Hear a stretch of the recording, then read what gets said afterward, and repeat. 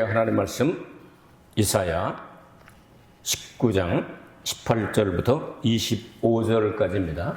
이사야 19장 18절부터 25절까지 교독하시겠습니다. 한 절씩 시작합니다. 그날에 애굽 땅에 가나안 방언을 말하며 만군의 여호와를 가리켜 맹세하는 5 성읍이 있을 것이며 그중 하나를 장망성이라 하리라. 그날에 애굽 땅 종에는 여호와를 위하여 제단이 있겠고 그 변경에는 여호와를 위하여 기둥이 있을 것이요. 이것이 애굽 땅에서 만군의 여호와를 위하여 표적과 증거가 되리니 이는 그들이 그 압박하는 자의 연고로 여호와께 부르짖겠고 여호와께서는 한 구원자 보호자를 보내사 그들을 건지실 것입니다. 여호와께서 자기를 애굽에 알게 하시리니 그날에 애굽인이 여호와를 알고 제물과 예물을 그에게 드리고 경배할 것이요 여호와께서 서원하고 그대로 행하리라. 여호와께서 애굽을 치실 것이라도 치시고는 고치실 것이므로 그들이 여호와께로 돌아올 것이라. 여호와께서 그 간구함을 들으시고 그를 고쳐 주시리라. 그날에 애굽에서 아수르로 통하는 대로가 있어 아수르 사람은 애굽으로 가겠고 애굽 사람은 아수르로 갈 것이며 애굽 사람이 아수르 사람과 함께 경배하리라. 그날에 이스라엘이 애굽과 아수르로 더불어 셋이 세계 중에 복이 되리니 이는 만군의 여호와께서 복을 주어 가라사대 나의 백성 애굽이요 나의 손으로 지은 아수르요 나의 산업 이스라엘이요 복이 있을지어다 하실 것임이니라. 아멘. 지지난주부터 우리가 꼭 봐야 할 것이 있죠. 우리의 대적인 사탄의 멸망을 우리는 꼭 봐야 되겠다. 지난주에는 우리가 꼭 들어야 될 소리가 있었죠. 큰 나팔, 마지막 나팔, 하나님의 나팔, 7번째 나팔. 그 소리 들을 때 우리는 깨어서 죽어야 되겠죠? 아멘이십니까?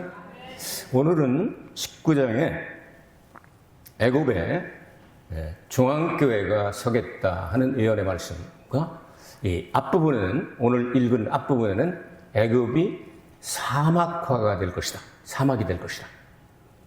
여러분, 이 말씀은 2700여 년 전에 기록이 되어 있는데 애굽은 2700년 전에는 이 나일강 지역에 엄청나게 무성한 곡식들이 있고 그리고 요셉 때에는 다 굶어 죽을 때도 다 살려주는 그 정도로 풍성하고 비옥한 땅이었습니다.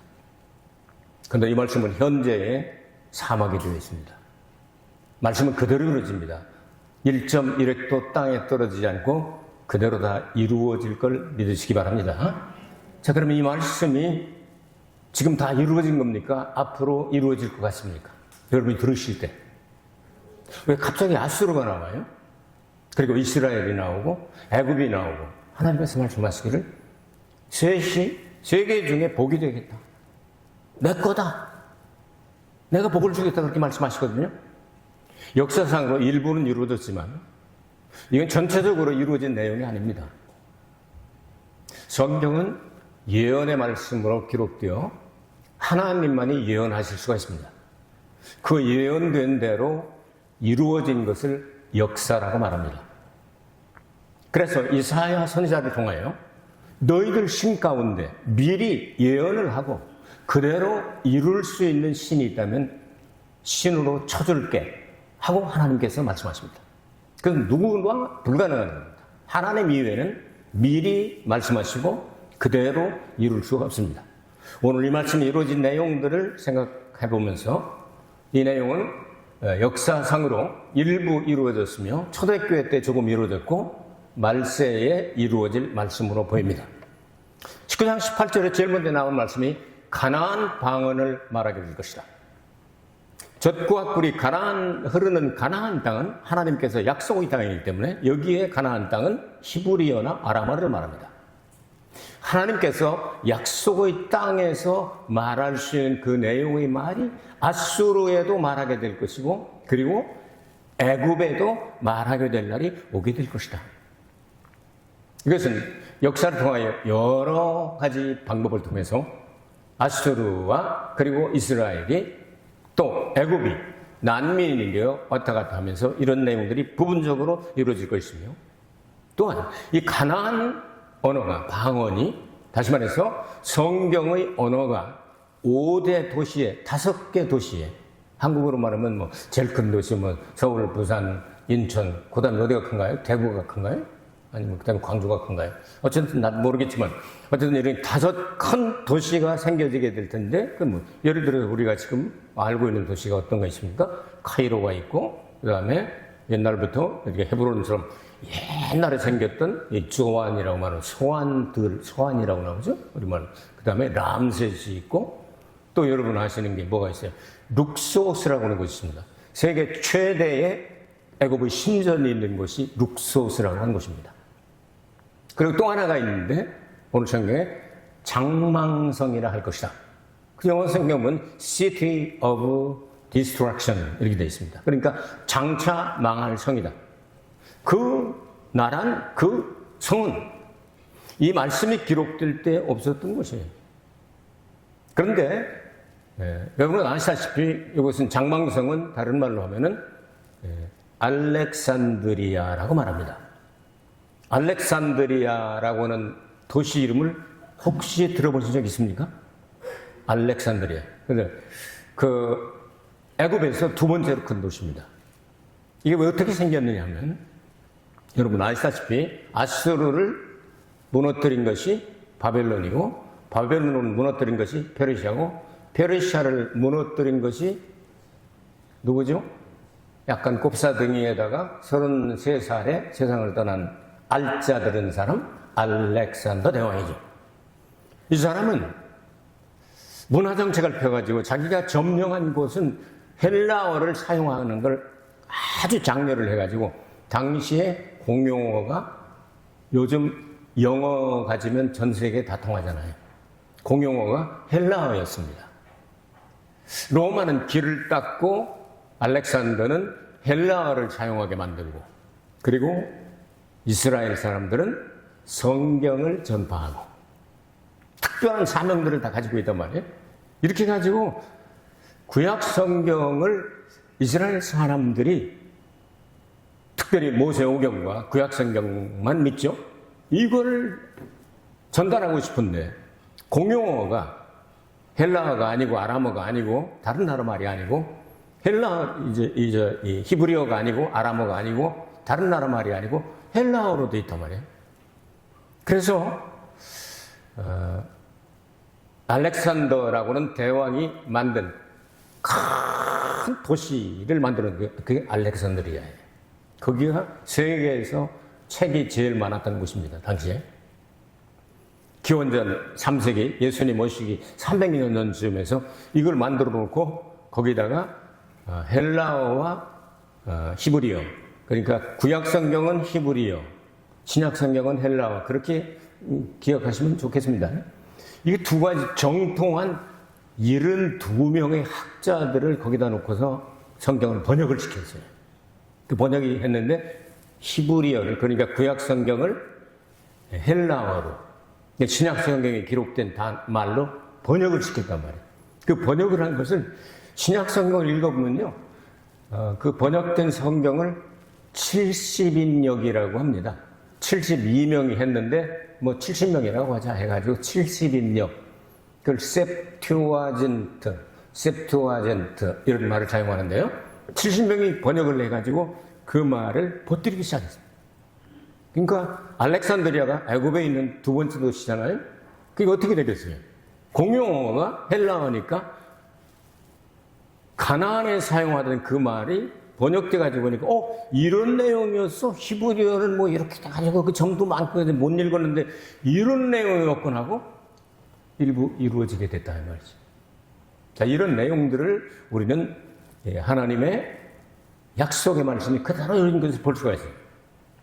더구나 애굽 중앙에다가 하나님의 제단 하나를 세우고 그리고 이 보더라인 그러니까 경계선 쪽에다가 돌 기둥을 세워서 여기로 가면 하나님의 성전이 있다는 걸 예배드리는 곳이 있다는 것을 가르쳐 주겠다고 그랬어요. 여러분 일본에 오셔서 좀 여행을 해보신 분들 좀 계실 겁니다. 근데 일본의 마을마다 가면은 뭐가 있죠? 여러분 특징 잘 모르시겠습니까? 일본은 마을마다 가면 도리라고 하는 걸 해가지고 이 사람이 죽으면 신이 됐다고 생각을 해서 거기에 뭐 무덤은 없지만 어쨌든 섬기는 게 있잖아요. 그걸 뭐라 그래요? 신사라고 그러잖아요. 신사. 85,000개가 있습니다.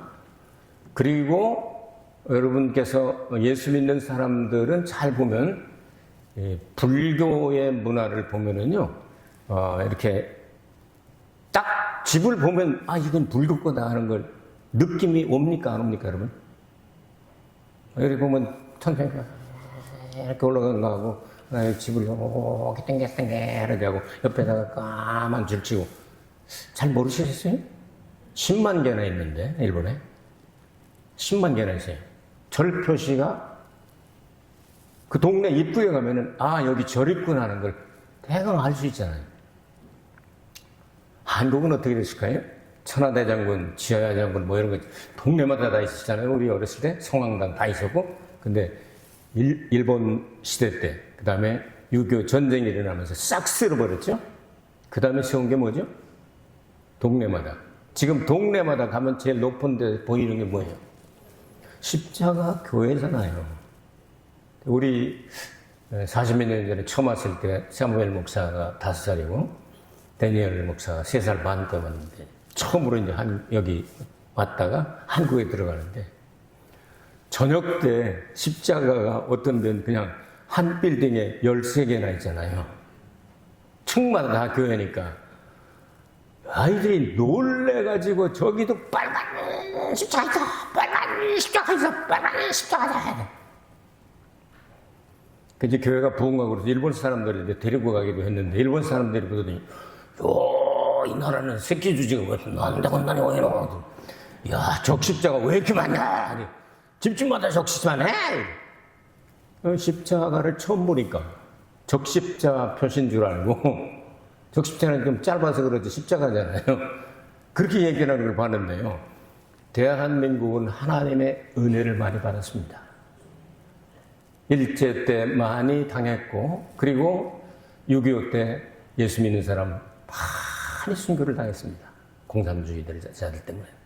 엄청나게 가지고 그 이후에 하나님이 긍휼에 의해서 부흥을 시켜가지고 어떤 동네 가더라도 제일 좋은 자리, 높은 자리에는 반드시 십자가가 있습니다. 없는 동네 찾아와봐요. 없을 거예요. 저는 아무리 봐도 없는 동네를 보질 못했습니다.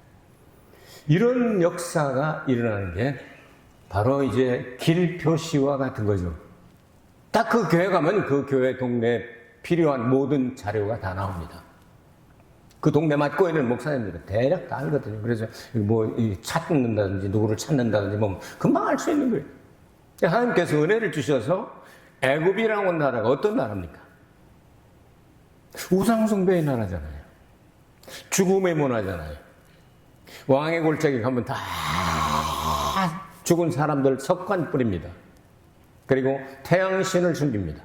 태양신 각도에 맞춰서 만드는 것이 여러분 피라밋이라는 거 보셨어요? 그 딱 각도에 맞춰가지고 거기 그 속으로 들어가도록 그렇게 맞춰놨어요. 그런 내용들을 바라면서 하나님을 섬기는 것 대신 우상을 숭배하며 여러분 아시다시피 그 모세 때 10가지 재앙 피, 개, 이, 파, 가, 독, 우, 매, 흡, 장 그 밑에는 여러분이 그냥 따라하세요. 그렇게 10가지 재앙을 그냥 내려가지고 애굽의 신들을 씌어버리게 보였잖아요. 대표적인 신이 2개가 있는데 하나는 태양신, 아몬라라고는 태양신입니다. 그 태양신을 버리고 여호와의 이름으로 맹세하여 의의 태양 대신 예수 그리스도를 영접하는 날이 오게 될 것이다.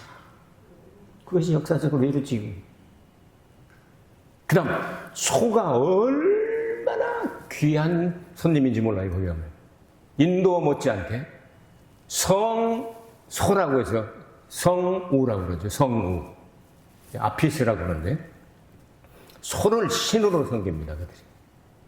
소문화의 소를 신으로 섬깁니다. 이런 것들을 다 버리고 여호와의 이름으로 맹세하겠다 이렇게 말씀하잖아요. 이게 역사적으로 보면 이런 일들이 일어나기 시작을 하게 되는데요.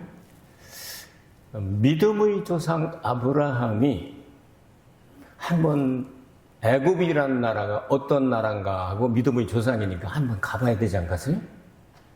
갔었죠. 그래서 바로 왕한테 마누라 뺏겼다가 찾아오잖아요. 덤으로 많은 거 얻어가지고 그 다음에 첩까지 주어가지고 그게 누구죠? 하갈이죠. 까만 여자. 자, 이렇게 가지고 돌아오게 되는데 믿음의 조상이니까 애굽에 한번 갔다 왔다. 하나님께서 계약을 맺으시기를, 햇불한 약을 맺으시고 계약을 맺으시기를, 너희 자손들이 나중에 그 나라에 끌려가서 4대 400년을 있다가 해방되게 될 것이다. 하나님이 언약을 맺으세요. 그 말씀 그대로 400여 년, 430년 만에 모세 때 출애굽하는 거 여러분 아시죠? 자, 그럼 믿음의 조상이 맛보기로 그 길 갔다 오고 하나님의 선민 이스라엘 백성들이 거기서 430년 있다가 나왔다고 한다면 믿음의 주요 온전케 하시는 예수님도 한 번 갔다 오셔야 될 거 아니에요? 그렇죠? 그것을 응하게 하셔도 호세아 2장에 나오는 대로 하나님께서 내 아들을 애굽에서 불러내었다 하는 말씀을 응하게 하시려고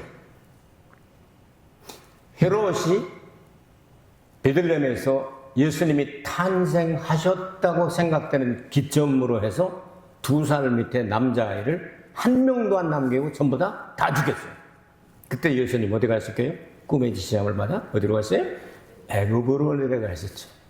애굽으로 내려가셨다가 헤롯이 깍 하고 죽으니까 돌아오셔서 나사렛으로 가셨다 하고 성경이 기록합니다. 그때 예수님께서 머무르셨던 그곳이 2000년이 지난 지금도 교회가 하나 서 있는데 그 교회를 이름하여 예수 피난 교회라고 한다. 저는 한 번 가봤어요. 두 번 가봤네요. 2번 가봤네요. 예수 피난 교회. 지금도 나와 있어요. 그럼 이런 내용들이 하나씩 이루어지게 된 거죠. 요거는 부분적으로 이루어졌는데 엄청나게 이루어지기 시작하는 일이십니다. 자, 이제 로마에 의해서 이스라엘이 멸망을 당해버리고 예수님이 이 땅에 오셔서 십자가에 달려 죽으시고 부활하시고 승천하시고 난 다음 50일째 되는 날, 그러니까 오순절날 성령을 받고 제자들이 각 지역으로 나가기 시작합니다. 여러분 마가라고 하는 사람 이름 들어본 적 있습니까? 마가복음을 쓴 마가 들어보셨죠? 안 들어보시면 이상하죠? 마가가 젊었을 때 바울과 바나바와 함께 1차 세계 전도 여행에 어디냐면 제 외삼촌 집에 가니까 외갓집에 가봐야 되겠다 하고 쉽게 따라갔다가 선교가 쉬워요, 어려워요? 하나님의 능력을 받으면 쉬운 일이 될 수도 있지만 상당히 고난을 많이 당합니다. 선교하려면. 지금도 어려운데 2000년 전에 얼마나 어려웠겠어요. 너무 힘들고 그러니까 중간에서 도망을 갔습니다. 예루살렘으로 가버렸습니다. 이것이 나중에 바울과 바나바의 분리되는, 헤어지는 이 원인을 제공하게 되죠. 그래서 그 이후로는 바나바하고 안 만납니다. 근데 마가가 가만히 보니까 우리 외삼촌도 굉장히 훌륭한 분이고 바울도 굉장히 훌륭한 분이 나 때문에 저렇게 된 거 참, 저 이래서는 안 되지. 내가 정신 차려야지. 하고 그런 회개하고 마가 선교회를 조직합니다. 그래서 막 전도하고 막 열심히 하니까 그 소식이 바울이 감옥에 들어가 있을 때 들렸어요. 내가 죽기 전에 마가를 한번 보고 싶다. 그래서 이 마가를 인정을 해줍니다. 그 마가가 세운 선교회를 시작으로 해서 초대교회 모양이 세계에서 가장 많이 남아있는 콥틱 교회라고 하는, 우리가 받아들일 수 없는 전통들이나 이런 것들이 조금 있긴 하지만 그 예수님 동정의 탄생 믿고요, 죽음도 믿고요, 부활도 믿고요, 재림도 믿고요, 다 믿어요. 우리가 믿는 게 거의 비슷해요. 그게 지금까지도 남아있는데 이집트의 인구가 8,200만 명 정도 되는데 10% 이상이 아직도 크리스천 교회입니다. 나머지 90%는 뭐죠? 이슬람들이 꽉 둘러싸고 있습니다. 그러니까 이 북아프리카 이쪽, 그 다음에 중동 이쪽에 가면요, 이슬람이 그냥 아주 완전히 판을 치기 때문에 이건 보통 힘 가지고, 보통 능력 가지고는 감당할 길이 없습니다. 요즘도 순교 엄청 당합니다. 성령의 힘과 능력을 받아야만 가능할 수 있는 이런 일들이 애굽에서 일어나고 있고 이스라엘에서 일어나고 있고 그 근처에서 쭉 일어나게 되는데, 애굽의 중앙에 제단이 있게 될 것이다. 여러분, 예레미야서를 읽어보셨나요? 예레미야서를 읽어보셨냐고 물으신다면 성경에 있는 것만 알지 잘 모르겠사옵나이다, 이렇게 대답하시겠습니까? 예레미야서를 읽어보시면 예레미야, 여러분 43장쯤 되면 어떻게 되죠? 예레미야는 바벨론에 순종을 하고 항복을 해야 살아남는다 하는데, 정치가들이 왕으로부터 시작해서 정치가들이, 그러니까 몇 사람이 간 게 아니고 민족의 대이동을 해가지고 애굽으로 내려가죠. 애굽으로 내려가서 뭐 했겠습니까? 예배 드렸을 거 아니에요. 그 엄청난 많은 사람들이 갔으니까. 그것도 역사적으로 한 부분이 이루어질 수 있는 거예요. 그런데 오늘 말씀은 마가 시대 때 이건 5 도시 곳곳마다, 이게 지금까지도 10% 그런 박해가 많은데도 10% 이상이 남았다고 하는 것은 11조는 하나님 겁니다. 그래서 마지막 때에도 10분의 1은 하나님께서 반드시 건져내시게 되는데, 민족의 10분의 1은 여러분 건져내세요, 반드시. 역사를 보면.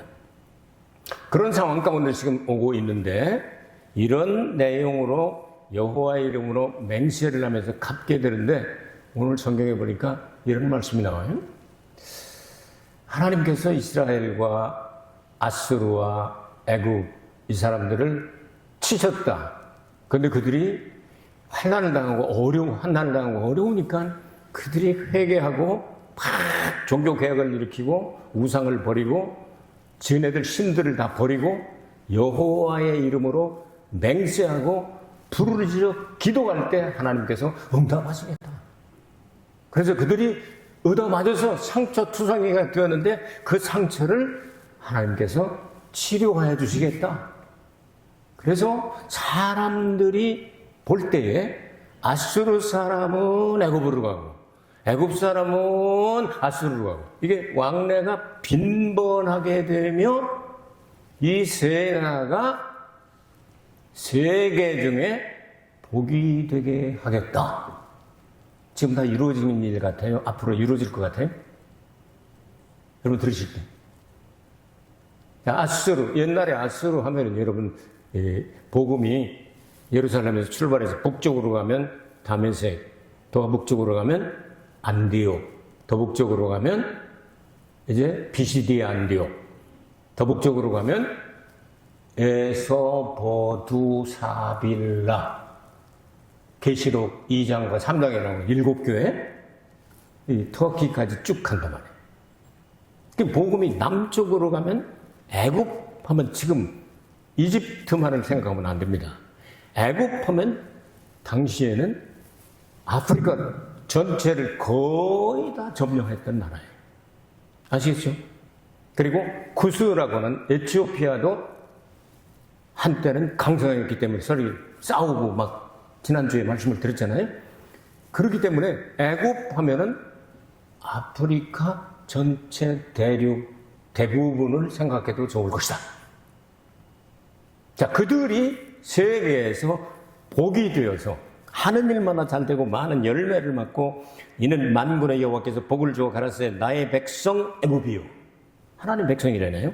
나의 손으로 지은 아수르요, 나의 산업 이스라엘이요, 복이 있을지어다 하실 것입니다. 자, 이 말씀이 어떻게 이루어지나 볼까요?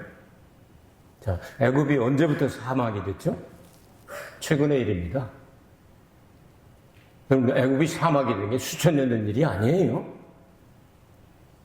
나일강 유역에서 많은 그 비옥한 땅이 생겨가지고 무성화된 것들이 여러분 18세기, 19세기, 20세기 이렇게 들어오면서 사망이 된. 그런데 하나님께서 은혜를 주셔서 20세기와 21세기에 대부분의 이 옛날에 애굽과 아수르, 그 다음에 이디오피아 이런 나라들이 다스리던 나라 속에서 뭔가 터졌는데 다 사막 가운데서 거지처럼 살다가 갑자기 세계에서 제일 부자가 된 게 뭐죠? 석유요, 석유. 까만 거 터졌잖아요. 석유가 터져가지고, 그 200~300년 전에 그 나라 같지도 않은 나라들이에요.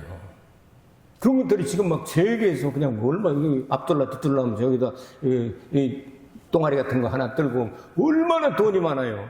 그 사람들은 여행 가도요, 세계 최고로 좋은 힐튼 호텔 이런 거 한 층을 다 그냥 다 써버리고. 얼마나 돈이 많은지. 블랙머니라고 그러잖아요. 석유 때문에. 그거 서로 가지려고 지금 막, 트럼프도 왔다리 갔다리 하지. 그냥 뭐 시진핑이도 싹 이렇게 째려보지. 푸시지 또 누구죠? 이 러시아에 또 하나 있잖아. 그 사람. 푸시 그런 사람 있잖아. 이 사람들 싹 서로가 그냥 그 눈독을 들이고 이러고 있는데 하나님의 은혜를 주셔서 그들이 복의 근원이 되게 하신다는 거예요. 몇 년 전에. 여러분, 텔아비브라고 들어보셨나요? 이스라엘의 수도입니다. 미국은 예루살렘을 수도로 인정을 했지만 다른 나라들은 텔아비브를 이스라엘의 수도로 인정을 하고 있어요. 그 왼쪽으로, 그러니까 지중해, 이스라엘 땅 안에 액체 가스가 발견이 되는데 세계에서 매장량이 제일 많습니다. 그 개발에서 나오면 이스라엘 초강대국이 되겠죠. 일단 지금 전쟁은 돈이 있어야 하니까, 무기가 있어야 하니까, 기술이 아무리 좋아도 돈이 없으면 안 되는 거 아니에요? 에? 기술 가지면 무서워요. 우리가 기술 가지고 있는데 우리가 안 하면 너 어떡할까? 6억씩 줬대, 6억씩 들고 일어나가지고. 못 들었나? 못 들어보셨나? 6억 원씩을 다 줬대. 그러니까 수천억 날라가죠? 야, 그래도 나라 망하면 안 되니까 살려야지 하고 6억씩 다 나눠줬다네? 그러면 기술이 얼마나 중요한지 모르고 그 기술에다가 여러분, 이 가스와 석유, 이 부가 하나가 되면요, 엄청난 무기를 만들게 되는 거예요. 이스라엘이 앞으로 더 강해집니다. 그리고 하나님께서 옛날의 아수르, 옛날의 애굽 땅 사람들을 버리지 아니하시고 이슬람 사람들한테 그냥 둘러싸여가지고 순교를 당하면서도 예수 믿고 성령 받은 사람들은 내적으로 하나로 뭉쳐지게 됩니다. 할렐루야, 아멘 하면서 뭉쳐져서 우리 순교를 당해도 구세주는 예수님밖에 안 계시니까 우리 끝까지 우리 사명 다 감당하자. 이사야 19장을 봐라. 이 목사도 설교하고 있잖아.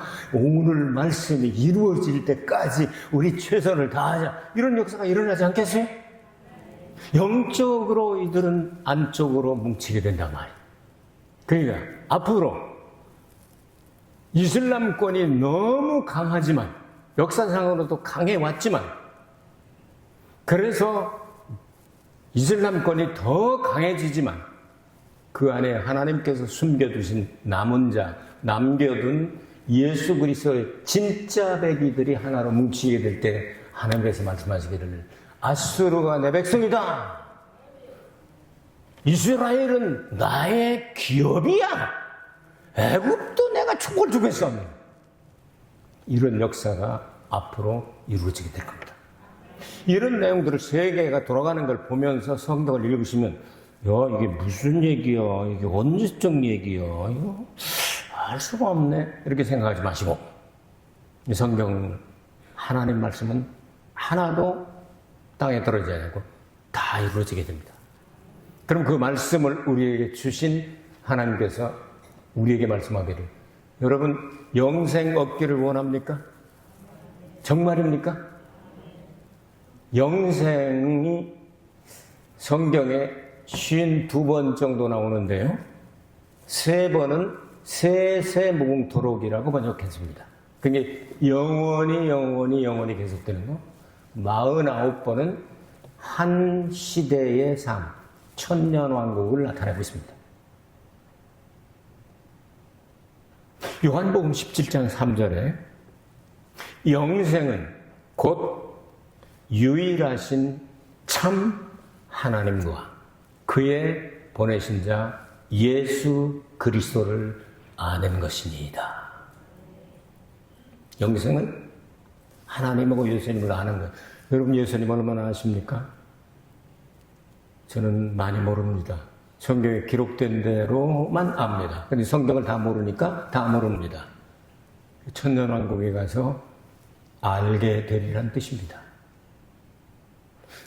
그래도 한 1000년 같이 살면 예수님 조금 알지 않을까요? 더 알고 싶지만 안 가르쳐 주는데 어떻게 알아요? 제가 결혼한 지 48년 됐어요. 제 아내를 제가 좀 아는 것 같죠? 48년 여러분보다는 알잖아요? 근데 어떤 때 보면 모르는 것도 있어.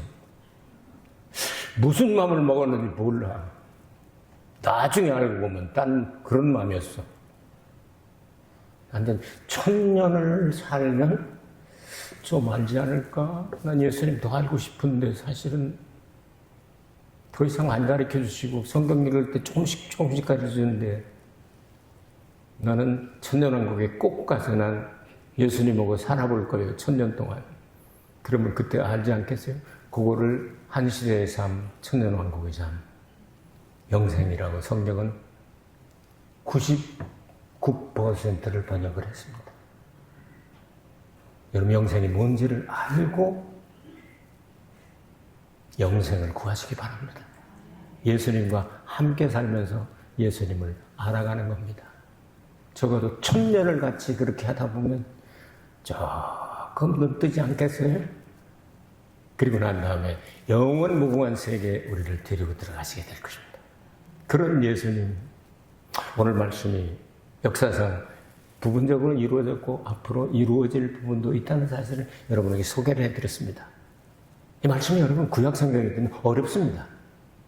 그러나 알아야 됩니다. 그 아는 것이 영생과 연결되어 있기 때문입니다. 날마다 예수님 조금씩이라도 더 알아가는 여러분 되시길 주의 이름으로 축복합니다. 은혜로우신 아버지 하나님, 애굽에도 중앙교회가 세워지리라고 말씀하시니 역사에 몇 번인가 있었고 앞으로도 있을 것을 내다봅니다. 예수님 다시 오실 날이 점점 가까워지는데 준비된 신부들이 되게 하여 주시옵소서. 예수 그리스도의 이름 받들어 기도하옵나이다. 아멘. 우리 예수님께 박수 드리겠습니다.